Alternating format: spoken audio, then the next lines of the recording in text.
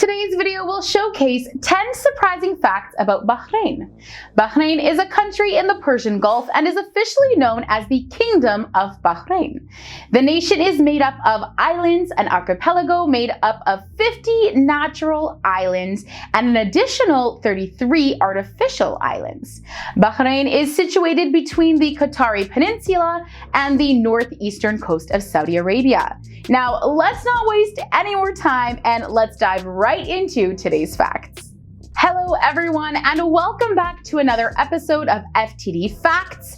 I'm Sarah Carvalho and I'm super excited to be taking you through today's video. Now, you already know that we love sharing our content with you and we're always pumped to release new videos week after week.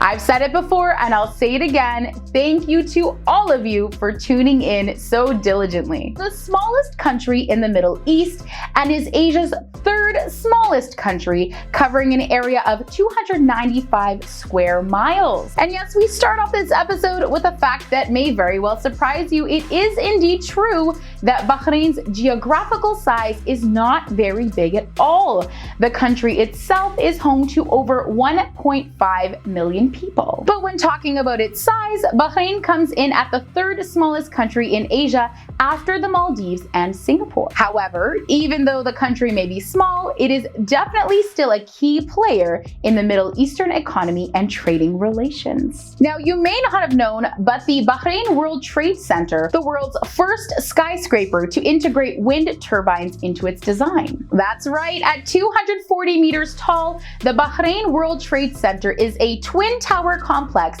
that can be found in Manama, Bahrain's capital. The towers are connected by 3 sky bridges, and each tower holds 225 kilowatt wind turbines. It is estimated that these turbines provide 11 to 15% of the tower's total power consumption. Pretty cool that such a small country has developed such a unique system of this kind. Now, if you are into race car driving, you will be surprised to know that Bahrain was home to the first ever Grand Prix in the Middle East. Formula One racing, such as the Grand Prix, was an unheard of event in the Middle East until 2004. At that point in time, Bahrain was the first country in the region to host a Grand Prix. The first race took place at the Bahrain International Circuit on the 4th of April 2004. Naturally, after this event, large events like this became a lot more popular for Middle Easterners. The race was so successful that it was awarded the Best Organized Grand Prix.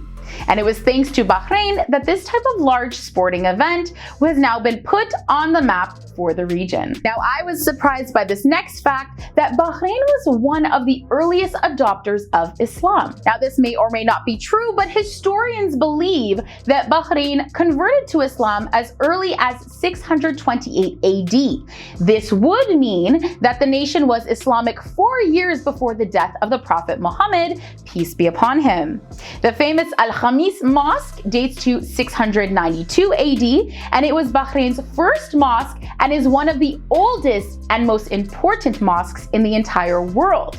Now, this is a huge deal if I do say so myself. If you're in love with nature, this next fact is for you, as Bahrain is the home to the Tree of Life. Now, in the mid-1500s, a single mesquite tree was planted in Bahrain's southern desert. Believe it or not, to this day, the tree still stands in full bloom. Don't believe us that a lush green tree can survive in the middle of a waterless desert? Well, don't just take our word for it. Check out this photo.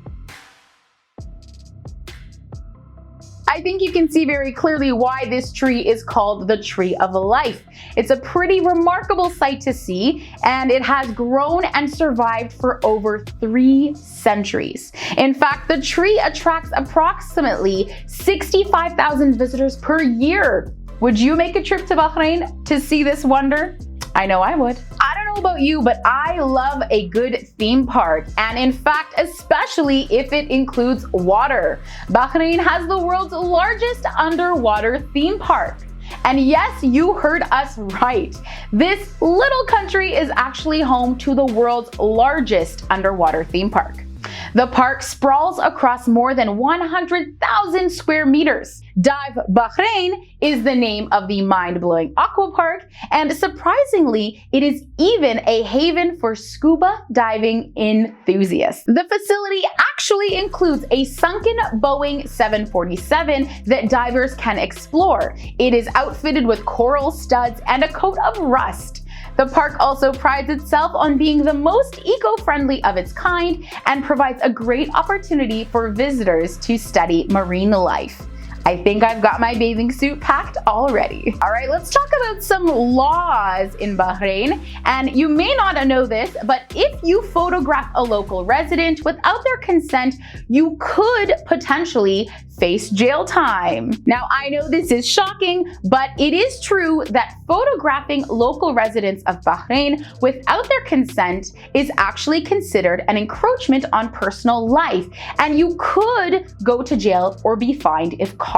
According to the law, a penalty of imprisonment and a fine of no less than 1,000 Bahraini dinar for taking or posting a picture or a video of a person directly in an inappropriate situation or in a private or public place. So to put this into perspective, that's almost $2,700 US. Now, I know they say a picture can be worth 1,000 words, but I'm not too sure I would say that it's worth thousands of dollars. So please, my friends, if you're ever in Bahrain, be careful as you take those travel selfies. Fact number 3 brings us down to Bahrain's age. Now, yes, we don't usually talk about age, but this country, this small country, is only 50 years old. Believe it or not, Bahrain has just celebrated their 50th birthday as an independent nation. The history of the era dates back several millennia, but Bahrain has only been an independent nation for about 50 years. They declared their nationhood and joined the United Nations in 1971, and shortly after, they also joined the Arab League.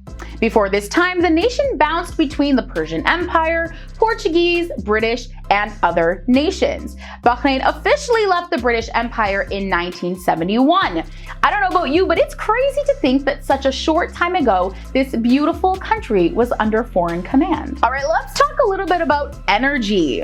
Bahrain is the biggest per capita consumer of electricity in Asia and the third biggest in the world after Iceland and Norway. Can you believe this? I had no idea, and it's pretty shocking that a country of Bahrain's size could be the third largest consumer of electricity in the world. Now, you might be wondering why, and I'm going to tell you. So the country is actually witnessing a high population growth rate, rapid urbanization, industrialization, and commercialization, with more visitors coming into the country. Now, this, coupled with the rising temperatures and increased need for cooling appliances, this is causing a fast-growing domestic demand for energy. According to our sources, Bahrain's generation capacity is 3,150 megawatts, predominantly coming from thermal, oil, or gas-fired power plants. Despite the fact that the country uses almost 3 times more energy per person than the world average, it could actually provide itself completely with self-produced energy if necessary. However, Bahrain actually trades energy with many other nations. And bringing us down to our final fact of the day, we're going to be talking about the King Fahd Causeway, which is a series of bridges that divide Bahrain and Saudi Arabia, and it was the only bridge at one point in the world where women could only drive on one side. Now, can you guess which country's side that was? All right, if you guessed Bahrain, you are correct. Due to a ban on women driving in Saudi Arabia from 1957 to 2018, the causeway was at one point the only bridge in the world where women could drive on only one side, of course, the Bahraini side, and not the Saudi Arabia side. Now, interestingly enough, the border where the rules change is located roughly halfway across the causeway. The purpose of the causeway was to strengthen the bonds between the two countries. But isn't that rule a bit wild, that you could drive as a woman halfway across the bridge and then you would have to switch with your hopefully male passenger? I don't know how you feel about that, but we definitely want to hear from you. All right, friends, that brings us to the end of today's facts. I'm super curious to know what you think of Bahrain now that you know a little bit more about it.